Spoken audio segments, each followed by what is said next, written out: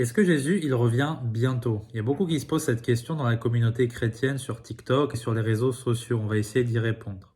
Alors, il est écrit en effet en Apocalypse, donc il y a 2000 ans, que Jésus revient bientôt. Et les moqueurs, les détracteurs du christianisme, ils vont rigoler de ça et dire, bah tu vois, il est toujours pas revenu, donc qu'est-ce qui se passe? Sauf que Dieu ne tarde pas dans l'accomplissement de sa promesse. Il faut rappeler une chose, en 2 Pierre chapitre 3, il est écrit que pour Dieu, 1000 ans sont comme un jour et un jour sont comme 1000 ans. Donc là, Jésus, il parle dans la perspective divine, éternelle. Et nous sommes limités. Donc pour nous, 2000 ans, c'est extrêmement long. Pour Dieu, ce n'est pas le cas. Et quand il est écrit qu'il revient bientôt, c'est surtout pour que nous soyons préparés, puisque Jésus lui-même a dit qu'il ne connaît ni l'heure ni le jour de son retour. Donc nous, on doit être sobre et vigilant et faire comme s'il allait revenir bientôt, pour qu'on soit actif dans le ministère. Maintenant, on peut dire, oui, qu'on se rapproche évidemment de cette date. On pourrait très bien dire qu'on est à la fin des temps, sauf que ça fait 2000 ans que Jean écrit que nous vivons à la fin des temps.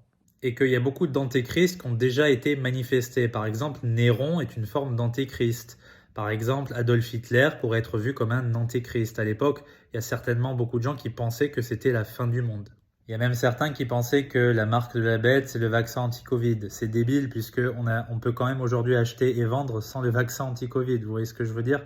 Donc c'était encore une erreur de jugement. Les gens sous la panique, ils ne réfléchissent pas.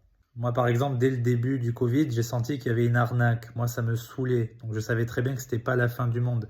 C'est évidemment un événement qui nous fait penser qu'on se rapproche de la fin du monde, mais ça s'arrête là. Il faut arrêter de paniquer à chaque instant. Il faut avoir du discernement, bien connaître la parole de Dieu et connaître l'enchaînement des événements. Il y a d'abord une période de persécution mondiale des chrétiens par l'Antéchrist. L'Antéchrist va forcer le monde entier à l'adorer pour recevoir la marque. Les chrétiens ne vont pas être trompés par cela.